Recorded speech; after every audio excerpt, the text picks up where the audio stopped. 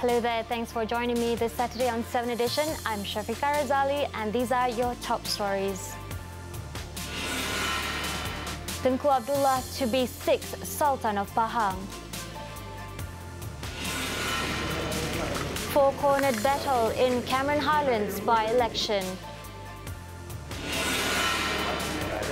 An up to 5 million ringgit fine for misleading consumers with halal status.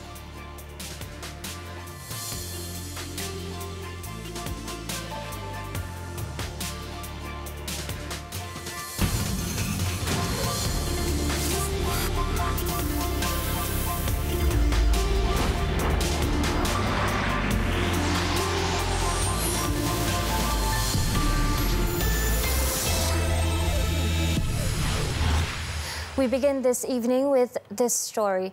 The region of Pahang, Tunku Abdullah Sultan Ahmad Shah, will be made the 6th Sultan of Pahang on January 15th. The move was made as the 88-year-old Sultan Ahmad Shah is unwell.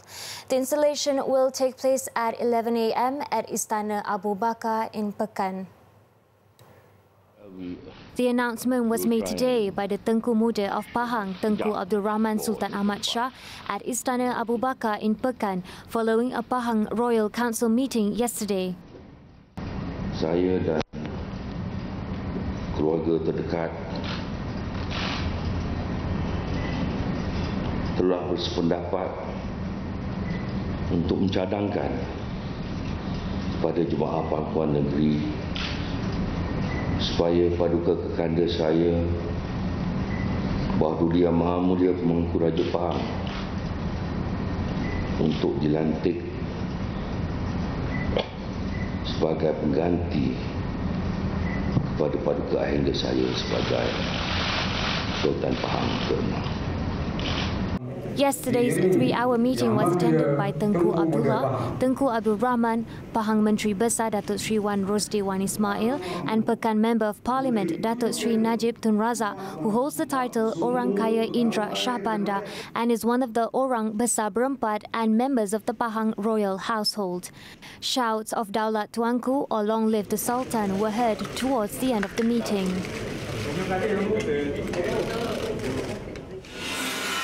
The Pahang Tengku Mahkota and Regent Tengku Abdullah Al-Haj Ibni Sultan Ahmad Shah is the eldest son of the Sultan of Pahang, Sultan Haji Ahmad Shah, and almarhum Tengku Ampuan Afzan Tengku Muhammad Perang. He was born on July 30th, 1959 at the Istana Mangga in Pekan and received his early education at Sekolah Ahmad Pekan, Sekolah Rendah St. Thomas and Sekolah Menengah St. Thomas in Kuantan. Tengku Abdullah later went to study at Aldenham School, Elstree Hertfordshire Advanced School, Davis College London Advanced School, Royal Military Academy in Sandhurst, England, and Worcester and Queen Elizabeth College in Foreign Affairs and Diplomacy. He was appointed as the Tengku Mahkota of Pahang in 1975 and proclaimed 2 years later at the Istana Abu Bakar in Pekan, Pahang. At the age of 20, Tengku Abdullah was already appointed as the Pahang Regent. He was educated and trained early on with essential leadership skills that has allowed him to assume the role and responsibility with much ease. Tengku Abdullah became the Pahang Regent for 5 years when his father, His Majesty Sultan Ahmad Shah Ibni Almarhum Sultan Abu Bakar, was the 7th Yang di-Pertuan Agong. He married the Tengku Puan Pahang, Tunku Aziza Aminah Maimuna Iskandaria Almarhum Sultan Iskandar in 1986. They have 3 princes and 2 princesses.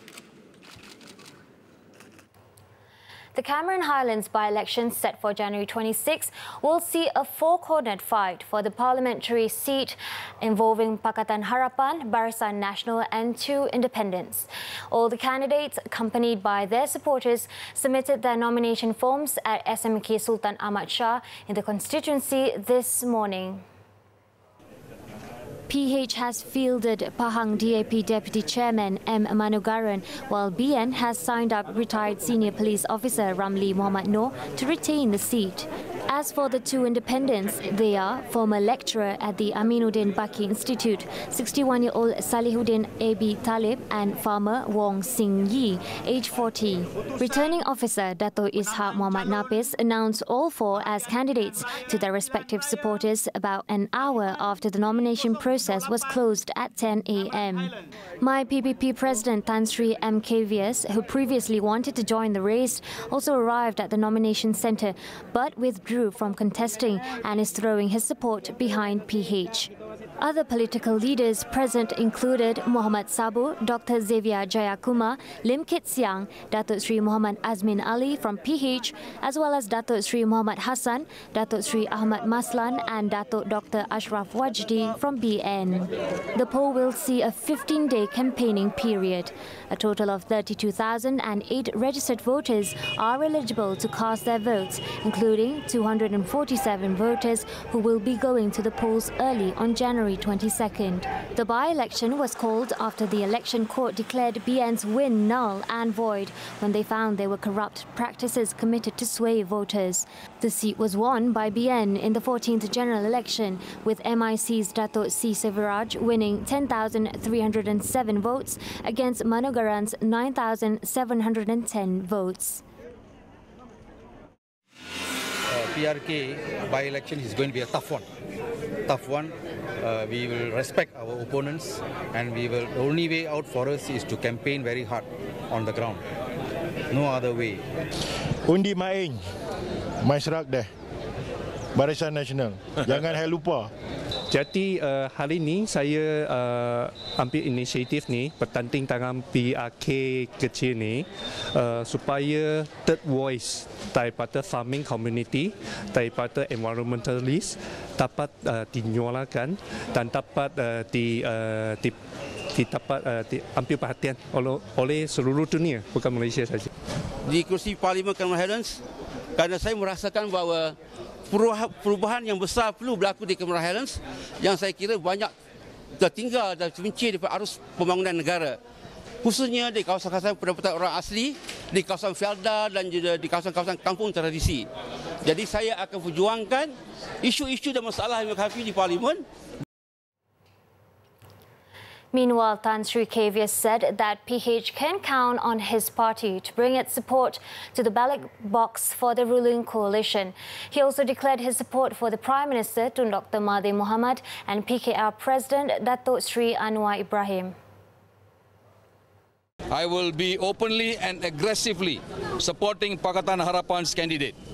They can count on us to stand with them and bring all our support to the ballot box for them. Pakatan Harapan is what Cameron Highlands needs to see the undone changes in Cameron Highlands for years. He also expressed his disappointment with the Barisan Nasional BN leadership for snubbing him twice in Cameron Highlands, the first of which was during the 14th general election. The Election Commission EC is expected to announce the full Cameron Highlands by-election results, the latest by 10 p.m. on January 26. Its chairman, Azhar Azizan Harun, said they will also announce the initial results of the polls through the Commission's portal and at the main office vote tabulation centre.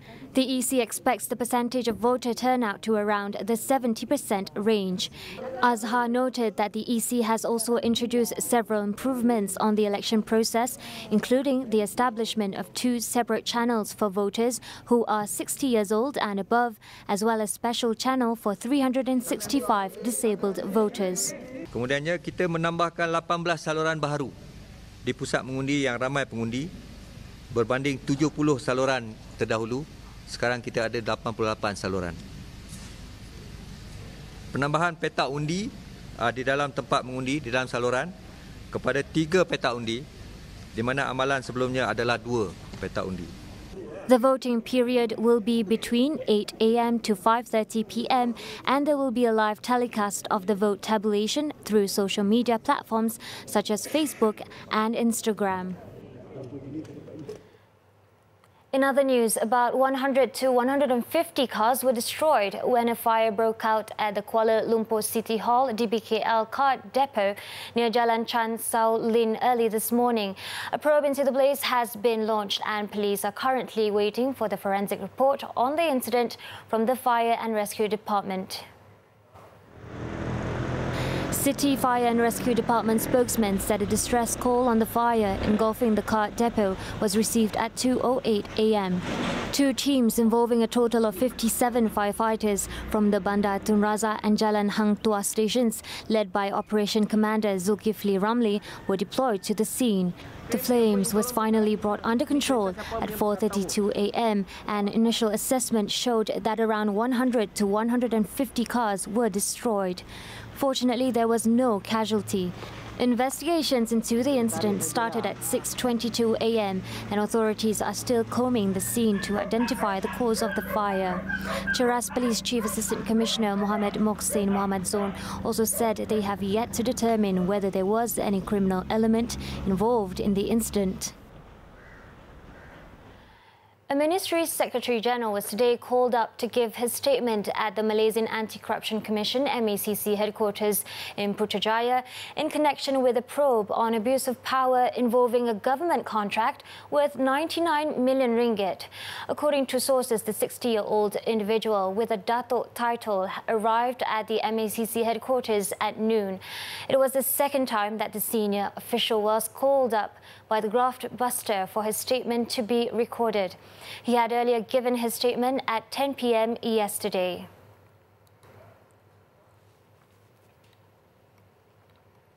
Meanwhile, in the same case, a former chairman of a government agency and a female chief executive officer of a private company were released after having been remanded for 4 days by the MACC. Magistrate Atika Abu Hassan allowed them to be freed on a 50,000 ringgit bail each. The 64-year-old ex-chairman and 32-year-old CEO were arrested last Tuesday at the Commission's headquarters in Putrajaya when they were called up to help in the ongoing probe into the multi-million ringgit contract awarded last year. The former chairman was believed to have used his position to propose that the company be appointed directly for the 99 million ringgit contract, which was for the company to act as a go-between for the government agency and a China-based firm for a digital advertising campaign. The contract is said to have been approved in just 1 day and did not follow the government agency's procurement regulations. More after the break. Hundreds of teams gather for PUBG Mobile's first ever national championship. We'll be right back. Thanks for staying with us on 7Edition. The Malaysian Islamic Development Department, JAKIM, today warned that anyone found guilty of trying to mislead consumers with halal status can be fined of up to 5 million ringgit. Its Director General Datuk Muhammad Nordin Ibrahim, in a statement today, stressed that this was spelled out in the Trade Descriptions Halal Definition Order 2011. According to Datuk Muhammad Nordin, if an offence is committed by an individual, the convicted party can be fined of not more than 1 million ringgit or imprisoned not exceeding 3 years or both upon conviction. The JAKIM DG also said traders and entrepreneurs should be sensitive enough to develop the business by meeting the needs of Muslim and non-Muslim consumers in the country. At the same time, consumers too should exercise caution by choosing only premises that had been certified as halal. He was commenting on a suggestion by the Federal Territory and Selangor Malay Muslim Food Operators Association, PERMAS, for JAKIM to impose a mandatory requirement to restaurant owners and operators to obtain halal certification first before they start their operations. Datuk Muhammad Nordin also advised all restaurant operators and food product manufacturers to obtain halal certificates from JAKIM to ensure the food being sold were halal, as well as enhancing consumers' confidence. The decision to impose up to 1,000 ringgit fine to Malaysians who lose or damage their passports was made following the enormous number of the document reported lost last year. To be exact, the Immigration Department said a total of 83,617 passports were reported lost in 2018. He said the figure was higher compared with 2017 and 2016, adding that it was worrying as a passport is a national security document. Thus, the department has gazetted a fine of 200 ringgit for passports reported lost for the first time, 500 ringgit for losing a passport the second, and third time 1,000 ringgit. He added that the fine was aimed at ensuring passport holders were being more responsible and would not take the matter lightly.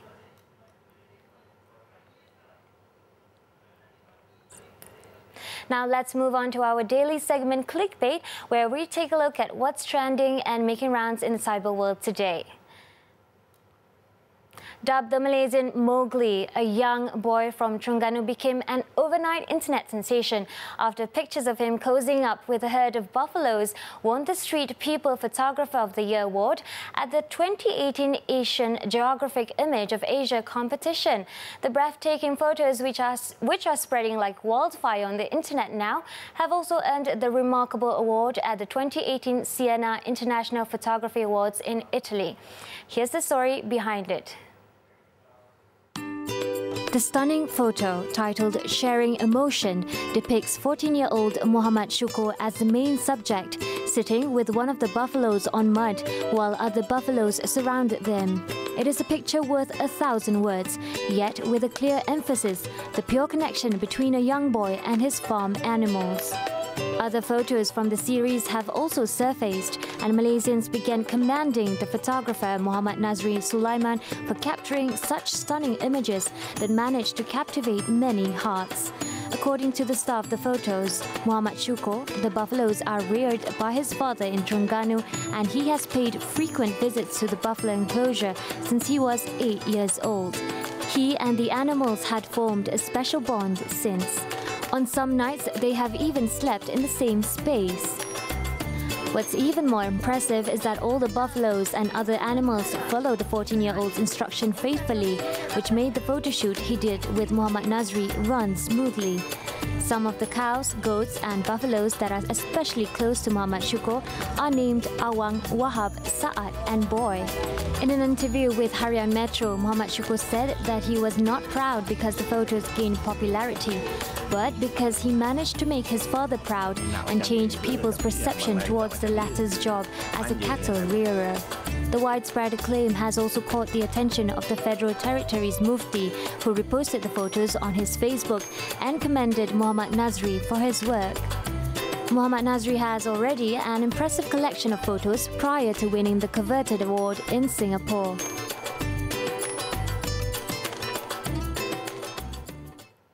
The Alaskan Malamute, a type of breed you would usually see in the North Pole region, or as its name in Alaska, would normally give people a bit of a shock when seen in public.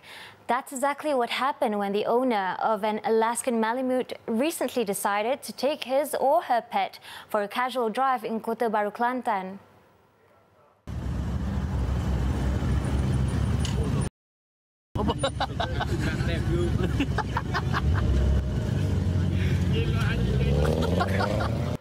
The big, gigantic head of the Siberian tiger-like dog popped out from a red sedan as it stopped at a red light and at an intersection along Jalan Dusun Raja. As the scene was filmed, a motorcyclist about to pass the car made an abrupt stop as he saw the hound. The monumental mongrel simply stared at the poor fellow, who was too afraid to even pass the car. Luckily for him, the light quickly turned green and the sedan pulled away with its colossal canine. Now updated as of 7 p.m, here are the top trending topics and searches on the internet today.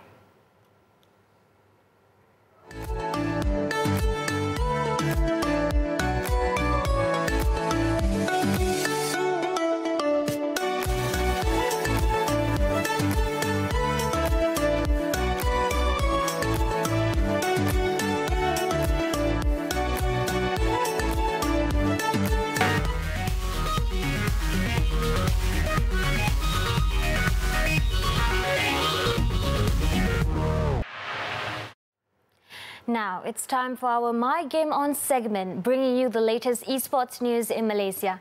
The first ever national championship for the mobile game, PUBG Mobile, is underway, with the final round of qualifications being held here in Kuala Lumpur. Hundreds of amateur teams have gathered at Sunway Velocity Mall in Cheras to compete for their spot in the grand finals. Wanizul Islam finds out more.